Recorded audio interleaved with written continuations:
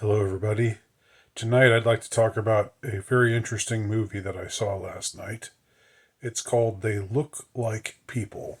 They Look Like People. It was released initially in 2015, so it's a few years old. Um, and I enjoyed it a lot. Now, this movie, part of what makes it interesting is that it can be categorized in a lot of different ways. It's a psychological drama. It's horror. It's it's a buddy movie. It's about friendship. It's about romance or failed romance, and it's also interestingly kind of about the crisis in the state of manhood. Although this movie was released before that, those sorts of issues really became a thing. Um, it was what, 7, 8 years ago now, and that long ago there wasn't really. I guess there was still a manosphere to per se, but I don't think maybe some people still call themselves red pill. I think they did actually. I think the red pill thing was still around, but the notion of like it was years before Andrew Tate or anybody of that sort was grabbing the attention of various young men who were finding themselves rudderless, purposeless for various reasons. Effeminized all the problems that we see in Western culture. But of course, then all those issues go also can date back to Fight Club, which was much much older. They Look Like People doesn't have much in common with Fight Club though. Fight Club was a very big budget, a lot of big names, a lot of special effects.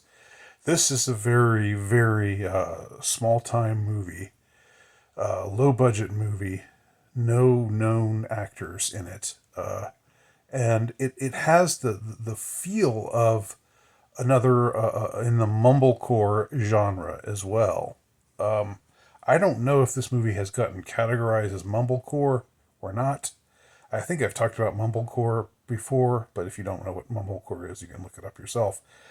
I I've I actually made or filmed. It was never completed, but I filmed on video cassette what would have been the first mumblecore movie ever made back in like in 1990 with a bunch of friends. It had very much the same ethos that mumblecore has today.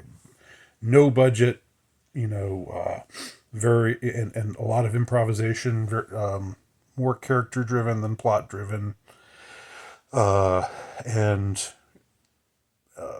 short, not tending to be longer than, let's say, an hour and 15 minutes or so.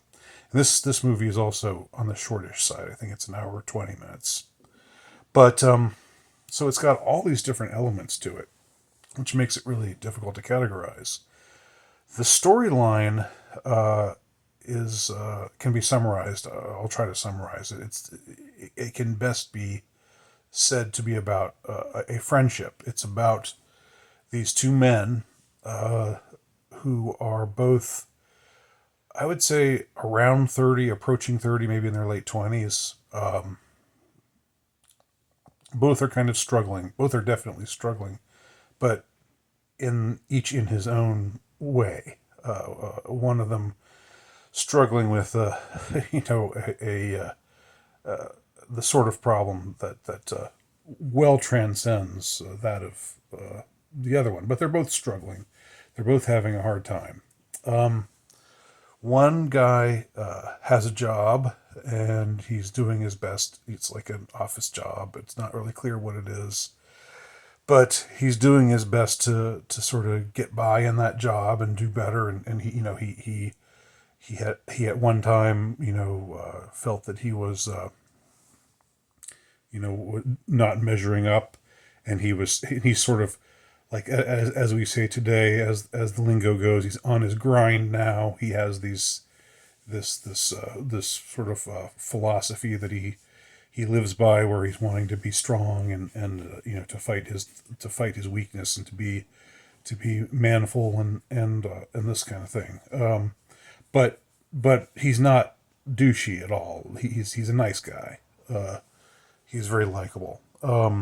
And one day in the street, he meets his friend from long ago. His friend, who is, like I said, around the same age, but his friend has a beard. And his friend seems to have suddenly become alienated from all of the attachments that he had previously had. When this guy knew him last, he was in a relationship with a girl that has apparently fallen apart. He says that his girlfriend cheated on him, so he left her. But his friend finds that rather difficult to believe. But in any case, they they strike up a friendship just from this chance meeting that they have in the city. The other guy comes to the big city. It's supposed to be New York, but it doesn't look like it was filmed in New York. There's no, if it was filmed in an area of New York that has no recognizable New York sort of landmarks or anything. It's just a few grubby looking streets. So the location is interesting. It's cool. I like it, but it's kind of has a certain nondescript, urban but nondescript quality to it. So I can't remember either of the two friends. Let me call them just friend A and friend B, or bearded and non-bearded. the the the the clean shaven guy is the one with a job. He invites the bearded one to come stay with him for a little bit. First, it's just to spend the night, and then it's just to sort of, however long he needs to.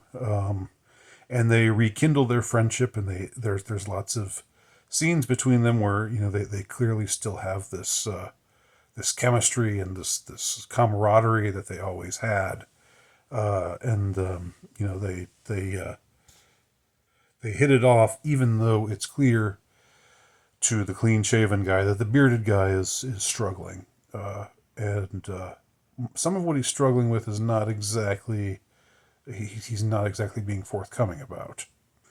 But we find out what we are privy to, because the bearded guy is pretty much the protagonist.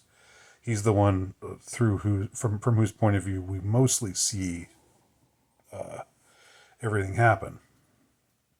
He has we find out he has been hearing voices and been seeing things, and he's come into what he believes to be some kind of knowledge or some kind of recognition of something really frightening about to happen, that the human race is being invaded and people are being taken over from within. Hence the name of the title of the movie. They look like people. And there are a few, most of it's very cinema. Most of it's done very cinema verite. No wild or crazy special effects, but there are a few scenes where we see from the bearded guy's point of view certain things happening, and it's very intense, very frightening.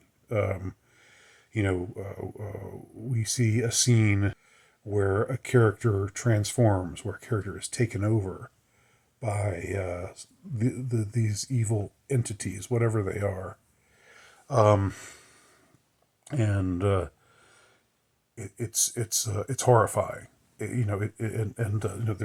There's like some distorted noise being played over the soundtrack, and even though this film basically has little to no budget, they accomplish these scenes pretty convincingly. Now, we're never totally sure whether the bearded guy is is schizophrenic, is just losing his mind and needs to be on medication, or whether he's actually seeing and hearing things that nobody else is able to hear or see. The movie tends to steer us towards a certain perspective on that question, but we never know completely for sure what the answer is to that question. And what I think makes the movie most interesting, and what I think, I don't want to say this redeems it, because I don't know if it wasn't like it had been in need. It wasn't like it was dangling on the edge of being good, or possibly bad, but it needed to be redeemed by something. But the way that it ends, I don't want to give it away. But we have one of the characters, the clean shaven one, the one who's what used to be called the straight guy, back before that meant heterosexual. That being straight meant you're just trying to live a normal life. You're trying to live the traditional life of having a job and meeting a girl and getting married and having a family and pursuing that kind of life, as opposed to the kind of more bohemian lifestyle that we see the bearded guy leading.